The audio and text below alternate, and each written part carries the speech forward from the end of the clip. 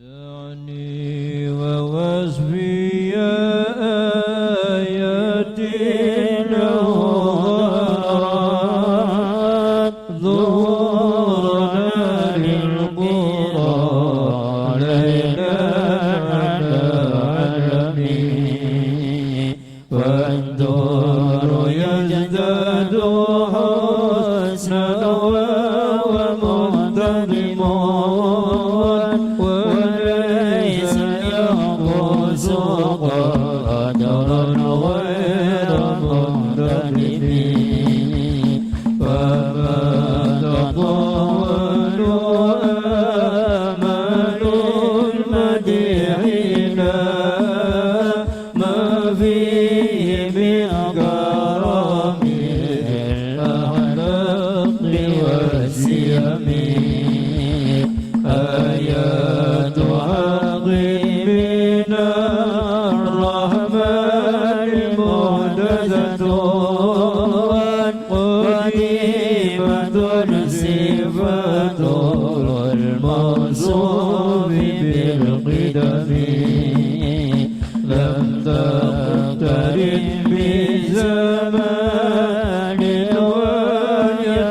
ويخبرنا عن المعاد وعن عاد وعن إرم دامت لدينا ففاقت كل معجزة من نبينا جاءت فلم تدمي محكمات فما يبقين من شبه لذي سقاق ولا يبغين من حكم ما هربت قط إلا عاد من حرب على العادين يا ملقي السلم ردت بلاغتها دعوى معارضها رد الغيور يدا الجميع للعرب لها معان كما جلبار في مدد وفوق جوهري في الحسن والقيم فلا تعد ولا تحصى عجائبها ولا تسام على الإكثار بالسبيل قرت بها عين قارئها فقلت له لقد ظفرت بعمل الله فاعترفي إن تتلوها خيفة من حار نار الرضا أتفتح الرعلى من وردها سبمي كأنها الحدود بياض الوجوه به من الرصاد وقد جاءوه كالأمم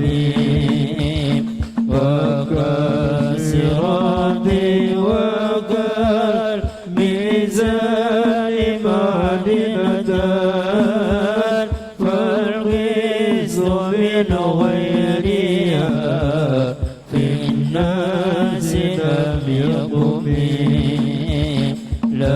تعجبا لحسود الراح ينكرها تجاهلا وهو عين الحادق الفهم قد تنكر العين وداء الشمس من رمدي وينكر الفم طعم الماء من سقمي. Bismillahirrahmanirrahim. Assalamualaikum warahmatullahi wabarakatuh. Alhamdulillahi rabbil alamin wa bihi nasta'inu ala umuri dunya wa din, wassalatu wassalamu ala sayyidina Muhammad wa ala alihi wa ashabihi ajma'in. Subhanaka la ilma lana illa ma 'allamtana innaka antal alimul hakim. Rabbi shrah li sadri wa yassir li amri wahlul 'uqdatam min lisani yafqahu qawli. Raditu billahi rabba wa bil islami dina wa bi Muhammad nabiyya wa rasula. Amma ba'd, fa ya ayyuhal hadirun hadirat rahimakumullah. Alhamdulillah, puja puji syukur kehadirat Allah Subhanahu wa ta'ala. Salawat dan salam selalu terlimpah curahkan kepada baginda Nabi besar Muhammad sallallahu alaihi wasallam beserta keluarga, sahabat, dan semoga sampai kepada kita semua serta kelak semua mendapatkan syafaatnya. Amin ya rabbal alamin. Melanjutkan pertemuan pada minggu yang lalu, maka sampailah kita pada malam hari ini Al-Maghalatus Salisah wal Arba'un, Magalah yang ke-43. An ba'dil hukama man i'tasama bi aqlihi dhalla wa man istaghna bi malihi qalla wa man 'azza bi makhluqin dzalla. Berkata para ulama ahli hikmah, man i'tasama bi aqlihi dhalla, barang siapa yang berpegang teguh dengan akal pikirannya maka dia akan tersesat. Barang siapa yang menjadikan akal pikirannya pegangan, dia berpegang teguh terhadap akal pikirannya tanpa berpegangan kepada Allah Subhanahu wa ta'ala, maka dia akan menjadi orang-orang yang sesat. Wa man istaghna bimalihi qala, dan barang siapa yang merasa kaya, yang merasa cukup dengan hartanya, qala, maka dia akan menjadi orang yang selalu kurang. Kalau ada orang yang mengandalkan hartanya, merasa orang yang paling kaya, orang yang paling mampu karena banyak harta, maka dia akan menjadi orang yang selalu merasa kekurangan. Wa man azza bi makhluqin dzalla, dan barang siapa yang merasa mulia dengan makhluk, merasa mulia dengan ciptaan Allah Subhanahu wa ta'ala, maka dia akan menjadi orang yang hina. Ini nasihat yang begitu penting bagi kita, agar kita semua senantiasa mengingat Allah dan menjadikan Allah Subhanahu wa ta'ala sebagai pegangan, sebagai tempat kita bersandar. Di dalam Al-Quran Allah Subhanahu wa ta'ala telah menegaskan, Qul huwallahu ahad Allahus samad. Ketika Nabi SAW ditanya oleh orang-orang kufar tentang sifat-sifat Allah Subhanahu wa ta'ala, maka Allah Ta'ala menurunkan ayat Qul, katakan wahai Muhammad kepada orang-orang kafir yang bertanya tentang Allah, Allahu ahad, bahwasanya Allah subhanahu wa ta'ala Maha Esa. Tidak ada sekutu bagi Allah subhanahu wa ta'ala, tiada duanya.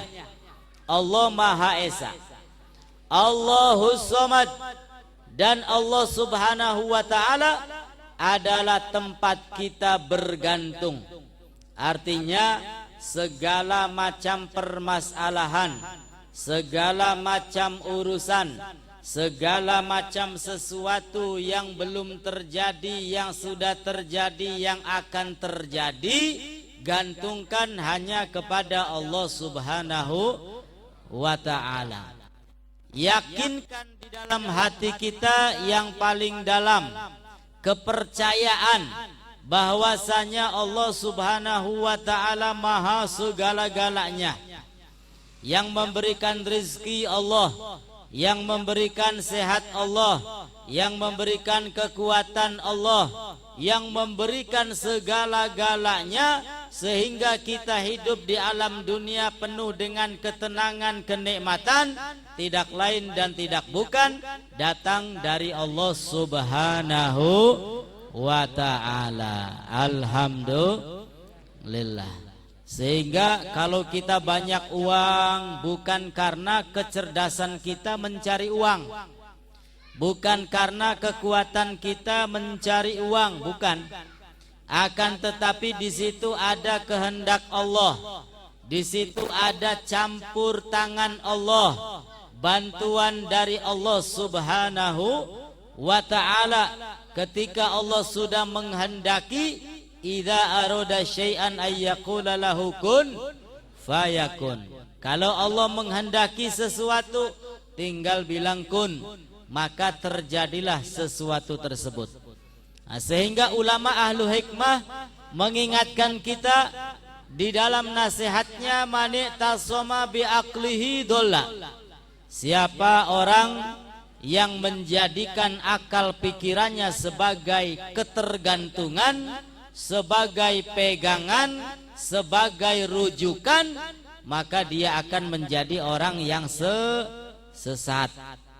Karena tidak semua sesuatu yang bisa dimasukkan ke dalam akal pikiran manusia. Apa contohnya? Banyak. Di antaranya yang terjadi di bulan Rajab yang mulia ini, ada peristiwa besar, peristiwa yang istimewa, yaitu Isra Mi'raj Nabi besar Muhammad sallallahu alaihi wasallam. Apa itu Isra? Isra itu perjalanan yang dilalui oleh Nabi sallallahu alaihi wasallam pada malam hari, dari mulai Masjidil Haram menuju Masjidil Aqsa, dari Mekah menuju Palestina. Yang kata ulama, perjalanan dari Mekah ke Palestina menggunakan onta, menggunakan keledai, menggunakan kuda, kurang lebih 30 hari. Itu baru berangkat dari Mekah ke Palestina 30 hari. Durung balik maning dari Palestina ke Mekah 30 dina, jadi 60 dina alias 2 bul. Kunku dau Isra kunku. Dau perjalanan dimulai dari Mekah ke Masjidil Aqsa yang ada di Palestina. 6 bulan.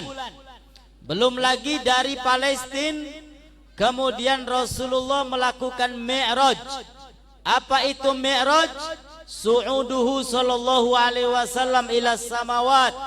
Naiknya Nabi besar Muhammad ke langit pertama 2, 3 sampai 7, sampai Sidratul Muntaha, sampai berjumpa dengan Allah subhanahu wa ta'ala. Ini dari alam dunia naik ke langit pertama ini butuh berapa ribu tahun ini? Butuh waktu yang sangat lama. Akan tetapi apa?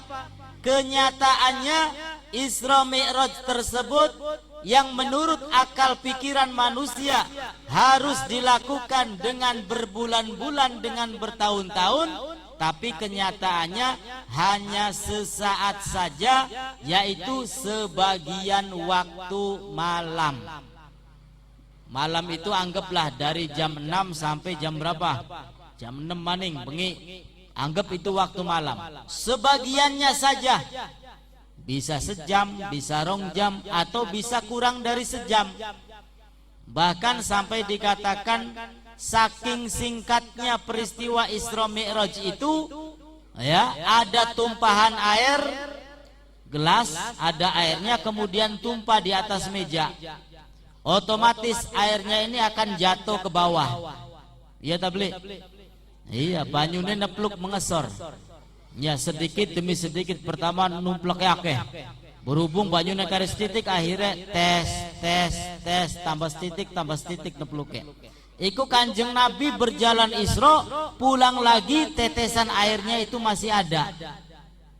Artinya apa? Begitu cepat. Kayak sejam gak langka. Akan tetapi apa? Dari Mekah ke Palestina yang butuh waktu 2 bulan pulang pergi. Belum lagi menuju langit pertama sampai berjumpa dengan Allah Subhanahu wa ta'ala. Ini kira-kira manjing akal tak beli? Manjing akal beli? Beli manjing akal. Ya, perjalanan dibutuhkan yang sangat lama, akan tetapi kenyataannya sebagian malam saja dilakukan oleh Nabi kita Muhammad sallallahu alaihi wasallam. Beli manjing akal. Sehingga pantas orang-orang kafir tambah kufarnya, tambah cengkal, nggak mungkin, ya, tambah nggak percaya. Ini jangan-jangan Nabi Muhammad ini ngigo, ya, jangan-jangan berhayal, karena memang sudah tidak mungkin, nggak masuk akal. Nah, sehingga mereka bukannya beriman, akan tetapi semakin ingkar, semakin tidak percaya terhadap peristiwa Isra Mi'raj. Kenapa? Karena mereka mengandalkan akal pikiran. Nah, sehingga orang yang mengandalkan akal pikiran, maka dia akan menjadi orang yang sesat. Beda dengan kita umat Islam, umat Nabi besar Muhammad. Memang peristiwa Isra Mi'raj tidak masuk akal, akan tetapi kita hadapi peristiwa tersebut dengan apa? Dengan iman, dengan keyakinan, dengan kepercayaan bahwasanya kita percaya yakin kepada Allah, termasuk kepada Nabi kita Muhammad sallallahu alaihi wasallam. Nah, sehingga tidak seluruh perkara yang harus masuk ke dalam akal pikiran kita. Ada perkara-perkara besar kadang-kadang gak masuk akal, akan tetapi itu nyata, banyak. Termasuk mukjizat yang dialami oleh para nabi dan rasul. Tongkat bisa menjadi ular. Nabi Musa bisa membelah lautan dengan tongkat. Ini semua gak masuk akal. Akan tetapi kejadian tersebut nyata.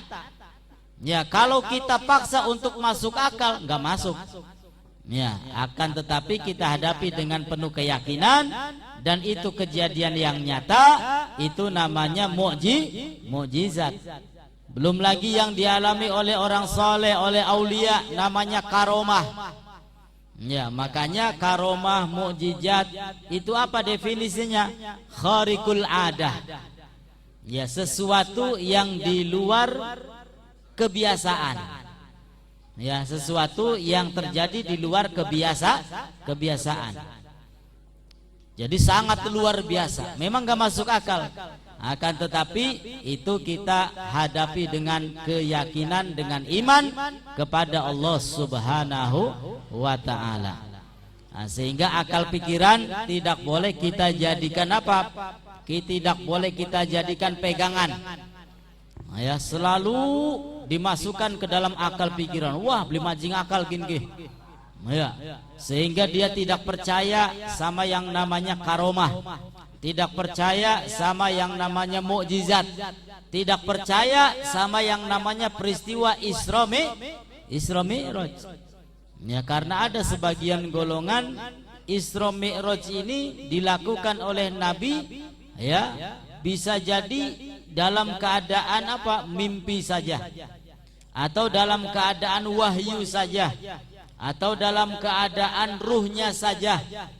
Ya, akan tetapi kita Ahlus Sunnah wal Jamaah, peristiwa Isra Mi'raj dilakukan oleh Nabi ruhan wa jasadan. Dilakukan oleh Nabi secara ruh dan juga jasad.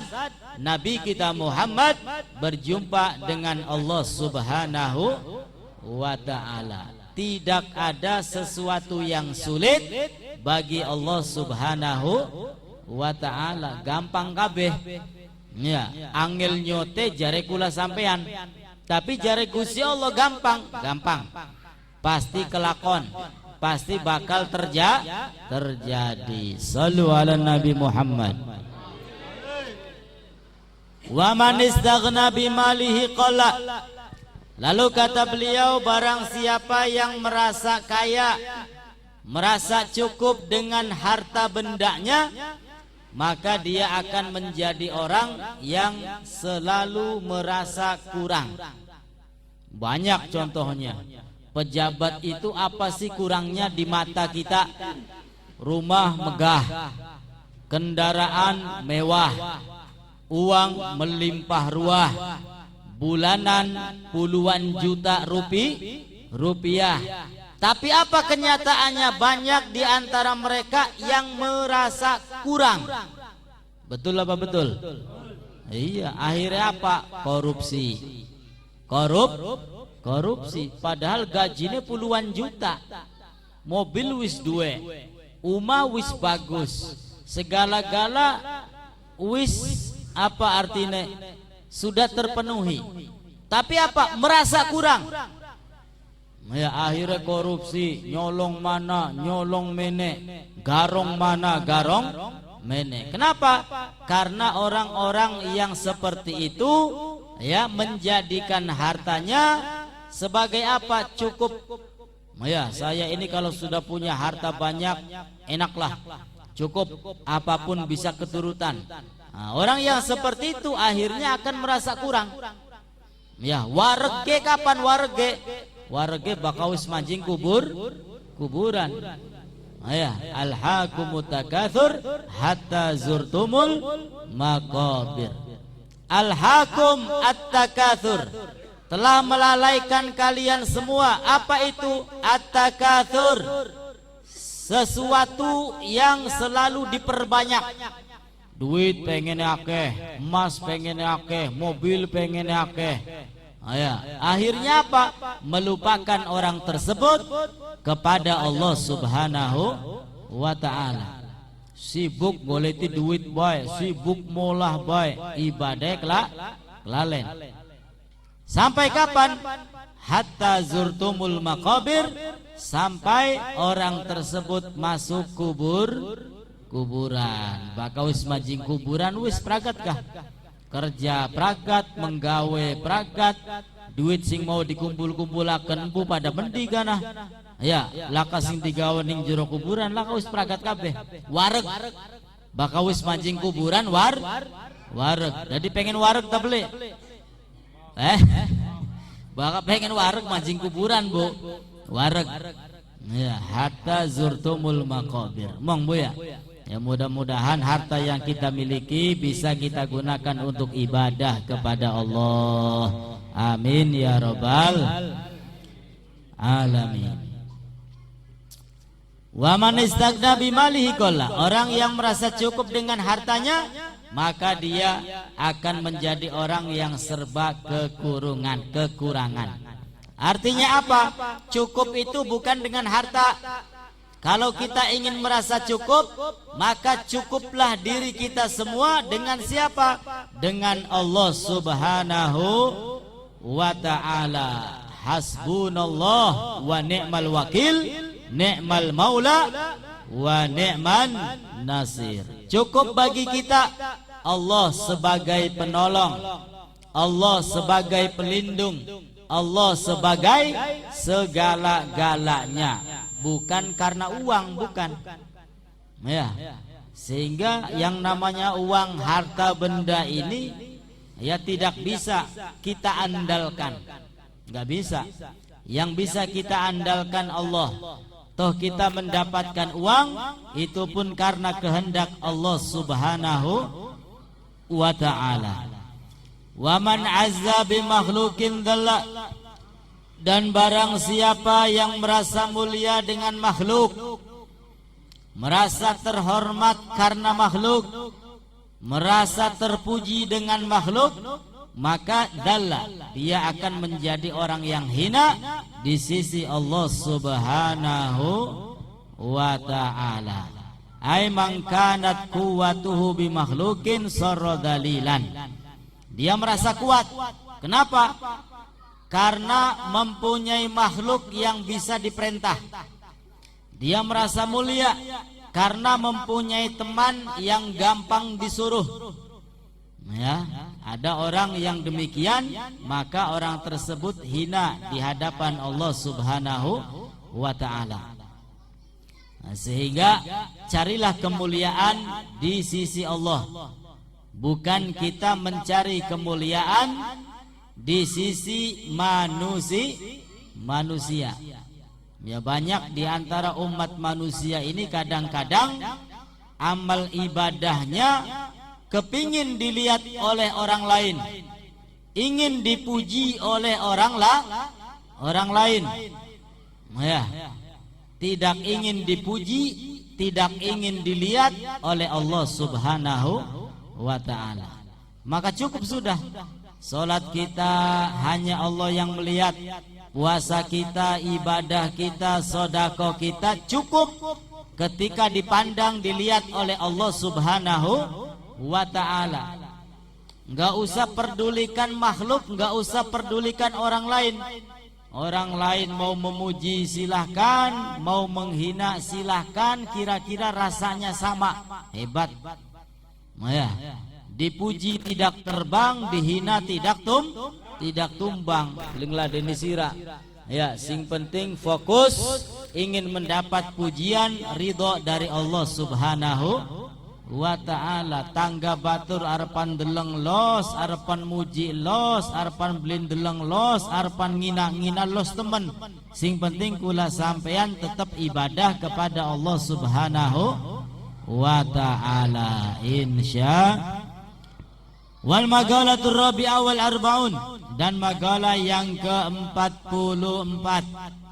Amba'dil hukama, datang dari sebagian ulama ahli hikmah. Wahum alladzina yakunu qauluhum wa fi'luhum muwafiqan lisunnah. Siapa itu ulama ahli hikmah? Ulama ahli hikmah itu adalah orang-orang yang ucapannya dan perbuatannya sesuai dengan sunnah Nabi kita Muhammad sallallahu alaihi wasallam. Itu ulama ahli hikmah.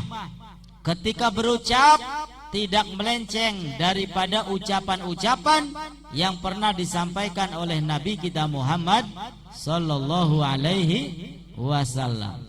Perilakunya pun demikian, tidak melenceng daripada perilaku yang diajarkan oleh Nabi besar Muhammad sallallahu alaihi wasallam. Ini ulama ahlu hikmah. Dan antara perbuatan juga kelakuan ini sesuai. Enggak hanya bisa berbicara saja, amalnya kosong. Ya, sama dengan gula sampean, kadang-kadang ngomong paling gampang, tapi untuk mengamalkan susah, berat, setengah urip, ya setengah mati abote. Ngomong mah gampang. Apa jikana bahasa Jawa nih kah? Apa jikana bahasa Jawa nih kah? Gampang kecape, abot sanggane. Gampang kecape, abot sanggane. Ya ngomong sih gampang, ki kayak kita ki ngomong ki gampang, apa maning deleng kitab. Wah wis paling gampang ngomongnya. Tapi nyanggane sing abot. Ya, maka ulama-ulama dahulu itu sebelum memberikan nasihat kepada orang lain, Maka selama 40 hari ulama tersebut melakukan nasihat tersebut. Ada satu orang wali murid datang kepada siapa? Kepada orang yang punya pondok. Karena anaknya ini jajannya boros, mangane sing enak-enak baik, ya susu, ya daging, ya spaghetti, ya giliran oncom tahu blenak mong, beli doyan. Pokoknya sing enak-enak baik, mangan kudu sing enak. Akhirnya wong tuane tambah suwe tambah berat. Wah, bakal kayang kenen makini suwe-suwe gelis prakat duite. Boros gini, ngadu sama yang punya pondok. Ya, datang kepada mudir mengadukan sikap anaknya yang terlalu boros hidup di dalam pondok. Ya, kata mudirnya apa? Sudah itu saja aduannya, sudah itu. Ya sudah, sekarang silakan pulang. Nanti 40 hari kamu kesini lagi. Ya siap. Nah, selesai 40 hari wali murid datang lagi. Wahai guru, sudah lewat 40 hari. Ya saya sudah mengadu, bagaimana tanggapannya? Oh udah 40 hari, udah. Ya sudah, panggil saja, panggil ke sini anakmu. Akhirnya dipanggil anaknya di hadapan orang tuanya, baru dibilangin, wahai anak santri, hidup di pondok itu yang irit jangan boros-boros. Kasihan orang tua nyari duit segala macam. Akhirnya apa? Kata santrinya, iya guru, nggih, siap. Akhirnya santrinya kembali ke kamar, orang tuanya heran. Sudah gitu saja nasihatnya wahai guru. Sudah gitu. Loh kok bisa? Kalau nasihatnya hanya demikian gak usah nunggu 40 hari. Waktu pertama kali saya datang juga bisa nasihat seperti itu mah. Ya, tapi kok ini nunggu dulu 40 hari. Apa kata yang punya pondok? Saya ini sebelum menasihati orang sama hidupnya seperti anakmu. Makan sing enak-enak, ya daging, ya susu, ya segala macam, anjing gabe. Apa maning kiai segala macam buah anak biasanya. Ya jaburan, wah segala macam, wah komplit gabe. Maka selama 40 hari itu saya mencegah diri saya, ya, menasihati diri saya, melaksanakan diri saya untuk apa? Untuk tidak hidup boros. Makan yang biasa-biasa, ya, beli daging, beli susu, ya beli unggal dina. Setelah saya mengamalkan, baru saya perintahkan kepada santri. Ya pantesan santri ini dadi wali, santri ini dadi ulama. Alhamdulillah. Ya kula sampean berak-berak unggal dina angger bae durungana sing dadi ulama kene. Iya. Karena apa ya itu? Ya gampang kecape, angel sanggane. Namun demikian mudah-mudahan kita mendapatkan barokah dari sahibul kitab. Ilmunya manfaat dan mudah-mudahan kelak kita semua dimasukkan ke dalam surga Allah Subhanahu wa ta'ala. Amin ya rabbal. Beliau mengatakan, ulama ahlu hikmah ini, samratul ma'rifah salasu hisalin. Saripati atau buah dari ma'rifat itu ada 3. Ya, buah ma'rifat. Ai idraku sifatillah. Apa itu ma'rifat? Mengetahui sifat-sifat Allah secara mendalam. Ini namanya ma'rifat. Mengetahui sifat-sifat Allah secara mendalam, secara detail. Ini namanya ma'rifat. Dan buah ma'rifat itu ada 3. Yang pertama, al-haya'u minallahi ta'ala. Orang kalau sudah ma'rifat, kalau sudah kenal Allah, kalau sudah mengetahui sifat-sifat Allah secara mendetil, maka akan muncul rasa malu kepada Allah Subhanahu wa ta'ala. Duweni sifat isin, dudu sifat ngisinaken. Ya, tapi dua sifat isin. Harapan gawe dosa isin. Kenang apa isin? Gusti Allah ndeleng, Gusti Allah melihat, Gusti Allah membalas. Isin ning Gusti Allah, sehingga maksiate blisida. Arepan korupsi bagian tangga blindeleng batur blindeleng lakasing weruh, tiba-tiba ingat Allah. Allah maha mengetahui. Innallaha sami'un alim, maha mendengar, maha mengetahui.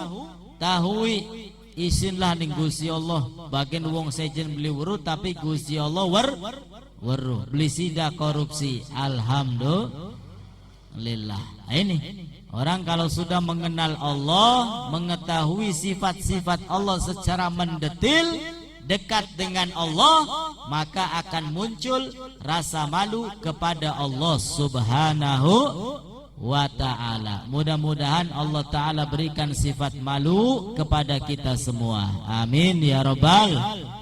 Yang kedua, wal hubbu fillah. Orang kalau sudah tahu sifat Allah, kenal dengan Allah, dekat dengan Allah, maka akan muncul rasa cinta kepada Allah Subhanahu wa ta'ala. Ada cinta kepada Allah, ada Allah mencintai makhluknya. Cinta kepada Allah seperti apa? Kalau orang cinta kepada Allah, berarti orang tersebut siap menjadi orang-orang yang taat kepada Allah Subhanahu wa ta'ala. Sembayang, jalan, ngaji, jalan puasa, jalan sedekah, jalan segala amal taat dijalankan. Ini merupakan tanda cinta seorang makhluk kepada Allah Subhanahu, tanda cinta manusia kepada Allah. Apa tandanya? Mau melakukan perbuatan taat kepada Allah Subhanahu wa ta'ala. Lalu ada kalanya Allah mencintai manusia, mencintai makhluknya. Bagaimana caranya? Ketika Allah mencintai manusia, maka Allah Subhanahu wa ta'ala akan memberikan ampunannya. Amin ya rabbal. Allah akan memberikan kasih sayangnya. Amin ya rabbal. Allah akan memberikan segala sesuatu yang di mata Allah itu baik. Alhamdulillah. Oleh ampunan sing Gusti Allah, oleh kasih sayang sing Gusti Allah, oleh hidayah, oleh petunjuk sing Allah Subhanahu wa ta'ala. Itu ketika Allah mencintai hamba-hambanya. Alhamdulillah. Nah, orang ketika telah mengetahui sifat Allah, telah dekat dengan Allah, maka akan muncul rasa cinta kepada Allah Subhanahu wa ta'ala. Apa tandanya? Mau melakukan amal soleh, mau melakukan amal taat, mau mengumpulkan pundi-pundi pahala, mau mencari ridho Allah Subhanahu wa ta'ala. Dan yang ketiga, wal unsu billah. Merasa tenang ketika bersama Allah Subhanahu wa ta'ala. Orang kalau sudah tahu sifat-sifat Allah, ya seluruhnya secara mendetil, maka orang tersebut akan menjadi orang yang tenang ketika bersama Allah Subhanahu wa ta'ala. Lihat Nabi kita Muhammad sallallahu alaihi wasallam. Begitu juga dengan para sahabatnya. Tidak ada yang ditakuti oleh mereka kecuali hanya satu, yaitu Allah Subhanahu wa ta'ala. Nabi Muhammad ketika menjadi nabi dan rasul, ya caci maki, kemudian perbuatan zalim, perbuatan menyakiti, bahkan Nabi Muhammad ingin dibunuh, tapi ya Nabi Muhammad enggak kapok-kapok, terus mendakwahkan kalimat la ilaha illallah. Kenapa? Karena lakasing diwedeni kecuali Gusti Allah. lagi sholat merasa enak, merasa nikmat, merasa tenang. Mulane sholate Kanjeng Nabi iku rada suwe. Ya, beda dengan sholate kula sampean 5 menit kayak paling suwe. Iya Bu ya. 5 menitku paling suwe. Tapi Nabi Muhammad ketika sholat, ya, Allahu Akbar, bacaannya dihayati, khusyuknya dipasang, hatinya hadir. Ya, begitu membaca surat Al-Fatihah juga demikian. Ya, ayat demi ayat diresapi, diartikan. Karena ketika sholat itu sama dengan kita menghadap Allah Subhanahu wa ta'ala. Kalau mi'rajnya Nabi kita Muhammad bertemu langsung dengan Allah, maka mi'rajnya kita orang-orang yang beriman ada di dalam sholat.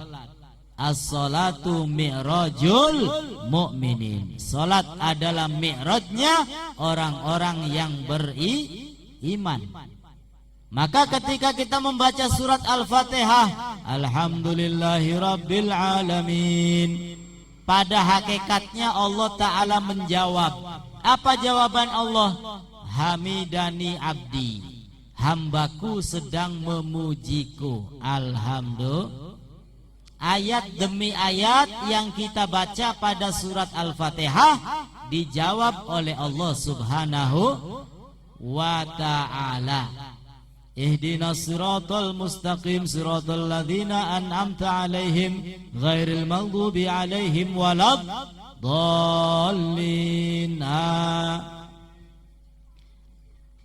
Dijawab oleh Allah. Apa jawabannya? Ya, apa permintaan hambaku dan apa yang diminta oleh hambaku diberikan oleh Allah Subhanahu wa ta'ala. Ini sehingga latih ketika kita sholat ya seperti itu. Ya, alhamdulillahirabbil alamin, Allah menjawab. Ar-Rahmanir-Rahim dijawab ning Gusti Allah. Sampai waladdallin juga dijawab oleh Allah Subhanahu wa ta'ala. Maka mi'rajnya orang yang beriman ada pada sholat. Sholatnya Nabi itu lama, rukunya lama, sujudnya lama. Kenapa? Karena sudah merasa nikmat ketika sholat. Kula sampean kan bakal sholat dudu nikmat, pegel bakal suwe ku. Ya, bakal sembayangnya suwe pegel. Ya, ana maning alasane kenapa sembayangnya gelis, pendate sembayangnya suwe ku beli husu kita mah. Pendate sembayangnya suwe beli husu, dari sing gelis be sembayangnya lah. Ya wis apa jare sira, ya sing penting sembayang. Ini karena merasa nikmat, merasa enak sehingga betah. Ya, apalagi telah disabdakan oleh Nabi, wa ju'ilat qurratu aini fis shalah. Allah menjadikan salat itu bagi Nabi Muhammad sebagai apa? Hobi. Hobine Kanjeng Nabi salat. Arihni ya Bilal, wahai Bilal, bahagiakan kami, tenangkan kami. Artinya apa? Suruh adzan. Ya, habis adzan melakukan salat. Ya, karena di dalam salat ada ketenangan, ada kenikmatan. Bagi orang yang terbiasa akan merasa nikmat. Tapi bagi orang yang terpaksa bukan nikmat. Ya, pegel. Karena salatnya terpaksa. Naudzubillahi min dzalika. Sehingga ketika orang telah mengenal sifat-sifat Allah, maka akan muncul apa yang muncul? Rasa malu kepada Allah Subhanahu wa ta'ala. Kedua, akan muncul rasa cinta kepada Allah Subhanahu wa ta'ala. Dan yang ketiga, akan merasa tenang, senang bersama Allah Subhanahu wa ta'ala. Mudah-mudahan Allah Subhanahu wa ta'ala memunculkan rasa malu untuk kita, rasa cinta kita kepada Allah, dan ketenangan kita ketika menjalankan ibadah kepada Allah Subhanahu wa ta'ala. Mudah-mudahan yang sakit diberi kesembuhan oleh Allah, yang sempit rizki dilapangkan oleh Allah, keturunan kita Allah jadikan soleh solehah, taat kepada kedua orang tua, taat kepada Allah dan Rasulnya, dan kelak kita mendapatkan husnul khatimah. Ala hadiniyah wa likulli niyah salihah wa ila hadratin nabi. Al-Fatihah. A'udzu billahi minasyaitonir rajim. Bismillahirrahmanirrahim. Alhamdulillahi rabbil alamin. Ar-Rahmanir Rahim. Maliki yaumiddin. Iyyaka na'budu wa iyyaka nasta'in. Ihdinas siratal mustaqim. Siratal ladzina an'amta 'alaihim ghairil maghdubi 'alaihim waladdallin.